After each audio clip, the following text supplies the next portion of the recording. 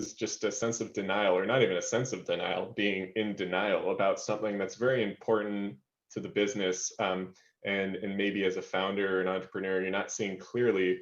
Mm. So finding colleagues that can be brutally honest with you, whether that's friends, family, or partners, the business partners, other partners, is very important.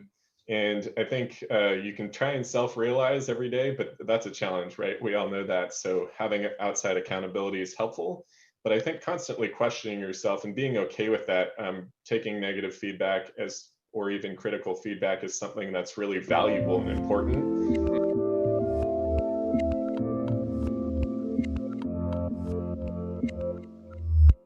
Hey everyone, this is Devin Miller with another episode of the Inventive Journey. I'm your host, Devin Miller, the serial entrepreneur that has grown several startups into 7 and 8 figure businesses, as well as the founder and CEO of Miller IP Law, where he helps startups and small businesses with their patents and trademarks. And if you ever have any questions on patents or trademarks, feel free to go to strategymeeting.com and grab some time with us. Now, today we have another great guest on the podcast. As always, we never have a bad guest, but it's another great one. Is Darian Parrish? Say it right? Okay.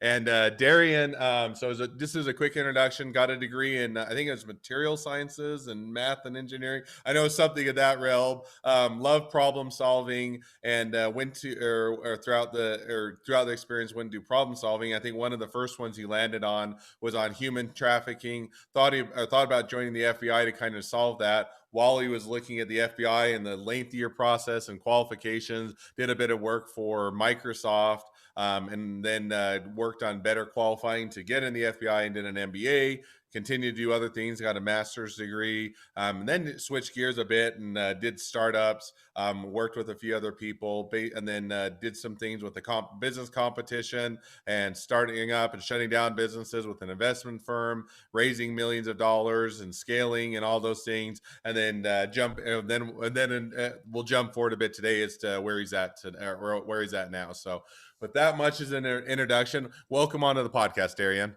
Thanks, Devin. I appreciate you having me, and you pretty much covered everything. So I don't even know if I need to share anything at this point. So it's kind of like the old Seinfeld, leaving on a high note. We'll just call it there. There'll be the episode. But no, so I touched on it briefly, but now taking us back in time, walk us through a bit more, kind of getting the sciences degree and kind of looking at doing FBI, tackling problems, and kind of walk us through a bit of how that got going, and let's hear your journey. Yeah, thanks. Well, it's rare. I haven't even really taken anyone through the full journey, and so I think I'll start at the beginning, and I'll keep it brief on the early days. But between probably day 0 and day 700, I wasn't doing much talking, but was doing a lot of listening and observing. I had an older sister who did all the talking for me, so I can thank her for my what I consider one of my superpowers of astute observation.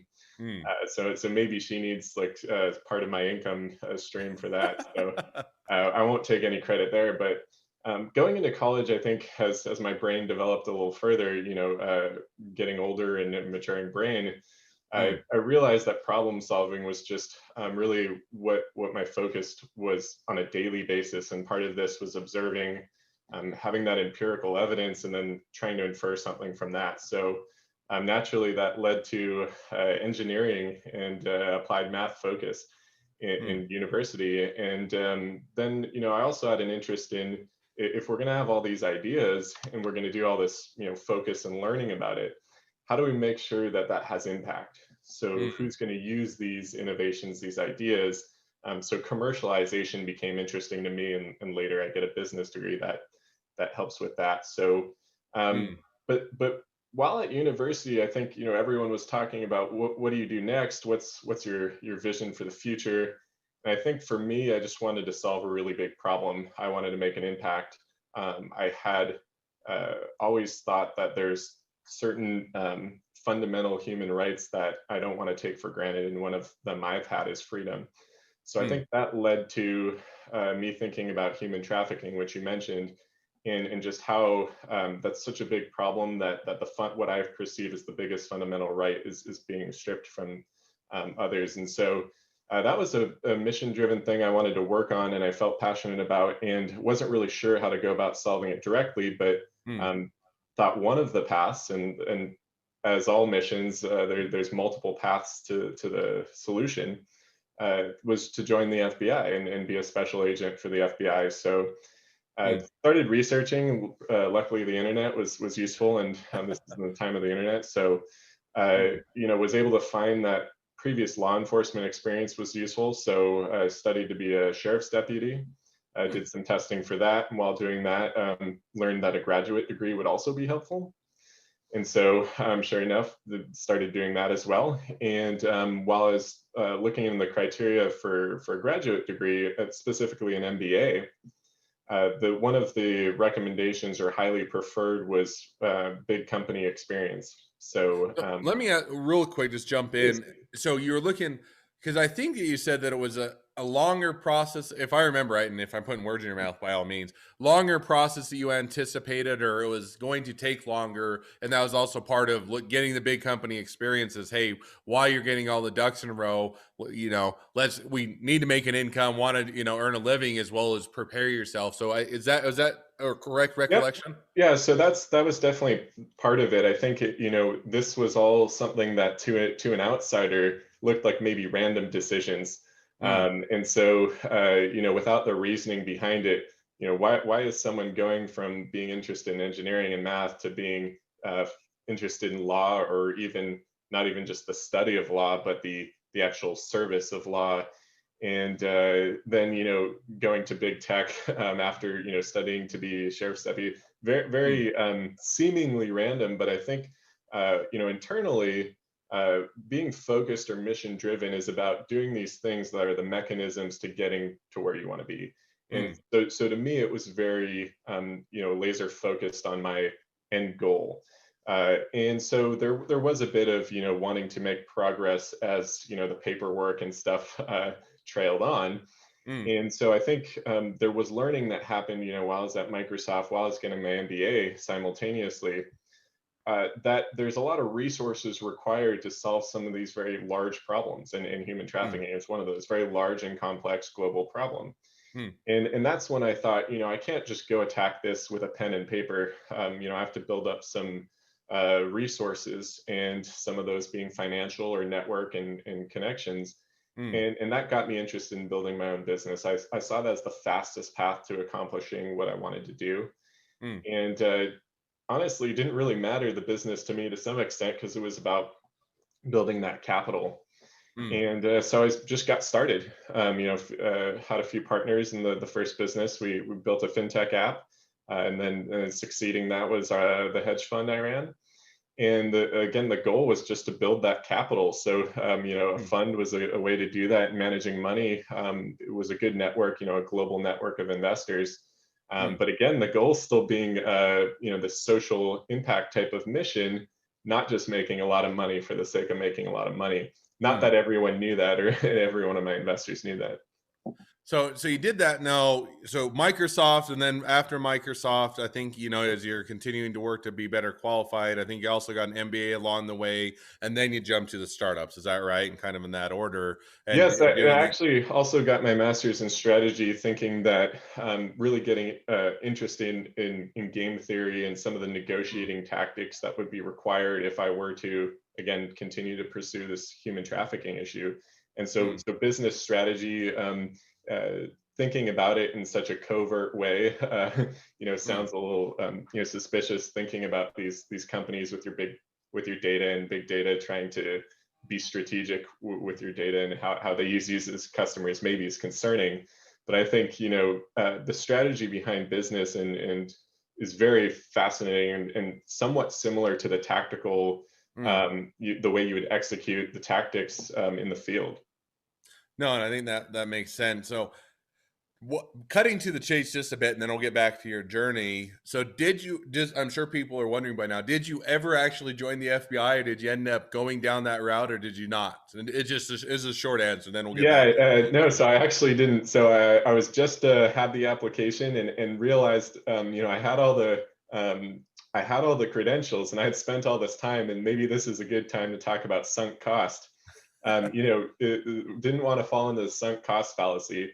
Mm, So I did all that stuff. Didn't mean I had to fill out that application if I didn't see it as the right next step.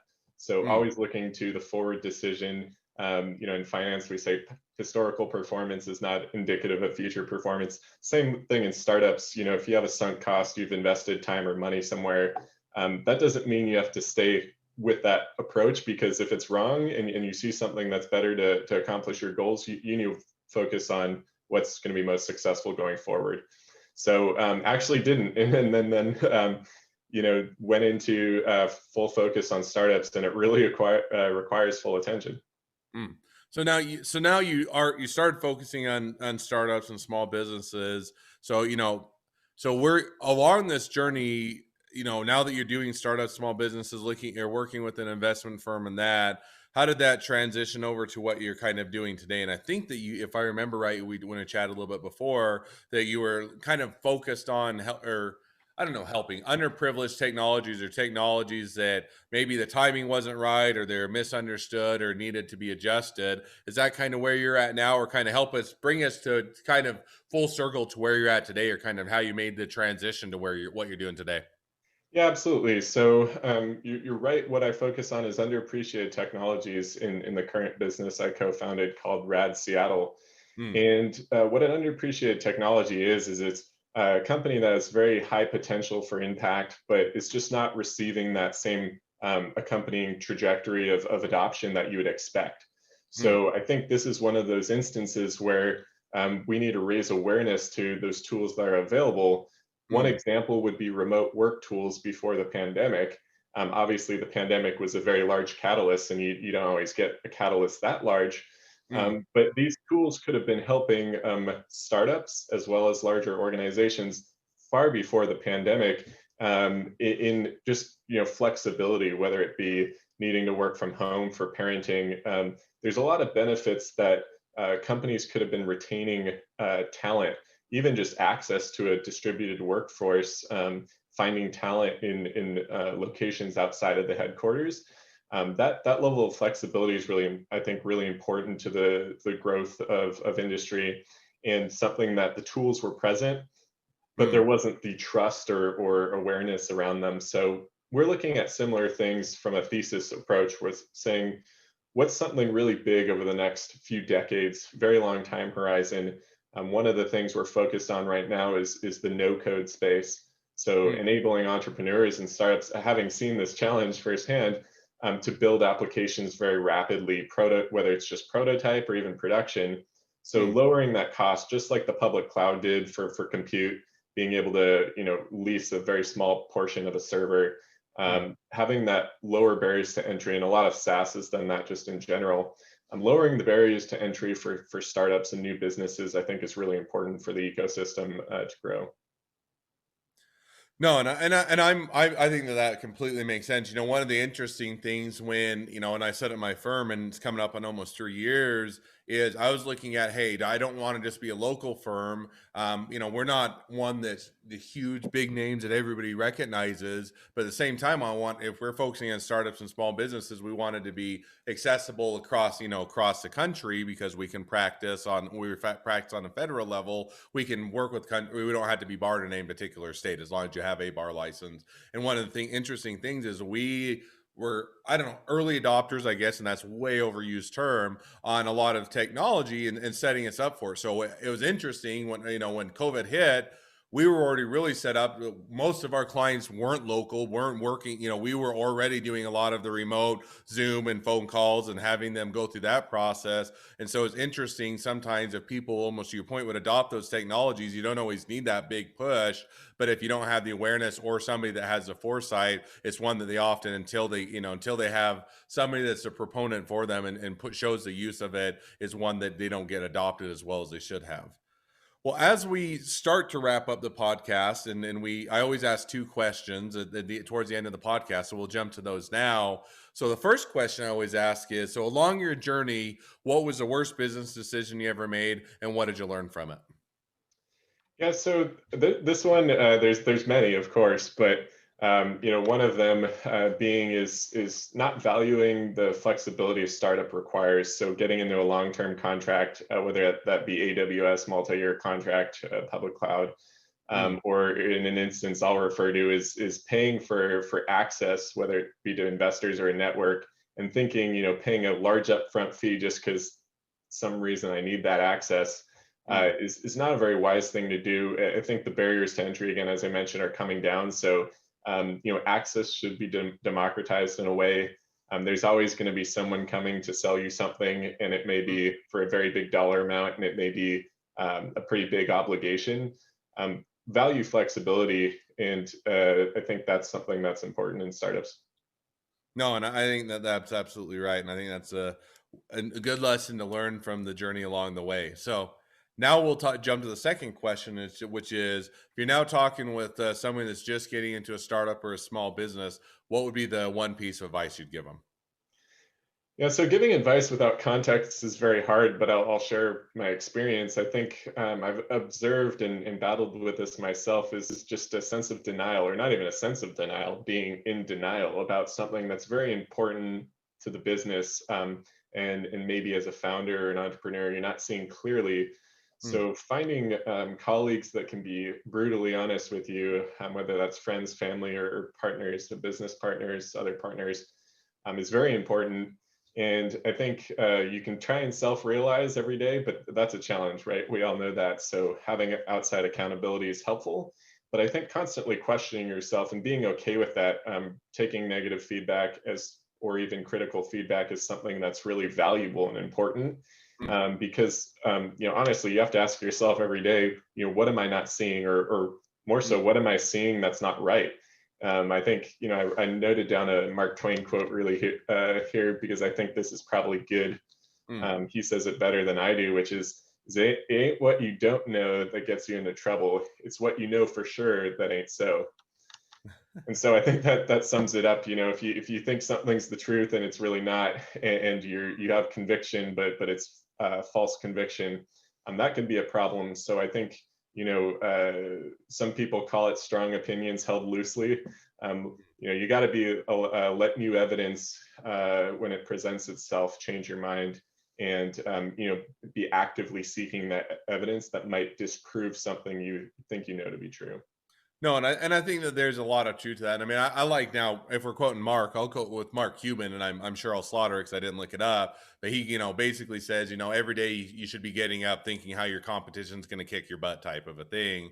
And with the idea that if you're not thinking how is a competition going to outperform me, outdo me, you're going to be you are going to get outperformed or outdone. So I think that, a little bit along your point is, getting that feedback, having those people in your circle. And I think that, most of the time, the worst people to ask for feedback are your friends and your family, in the sense that they're going to be too nice. They're going to just want to be support you. They're going to want to give you that positive encouragement, but they're not going to necessarily be your customer. They're not going to be the one that's going to give you the honest or the brutal feedback. But I think, one thing I've always found is, when you start asking people for money, they're going to give you a lot more honest feedback than if you just say, "What do you think?" And they'll say, "Oh, here's a few ideas." But now if you say, "Well, will you pay for this?" Or I'd like to get you to pay for this. And they're going to say, "Well, here's why I wouldn't pay for it." "Oh yeah, I would love to pay for it." And here, and then they'll ask, "What about this?" or "What about this?" But I think or they'll say, "It's a great idea, but I'm not." And if they're telling you it's a great idea and they're not willing to pay for it, and they're your type of a customer, you got to start to think about that feedback. So I think getting that feedback and that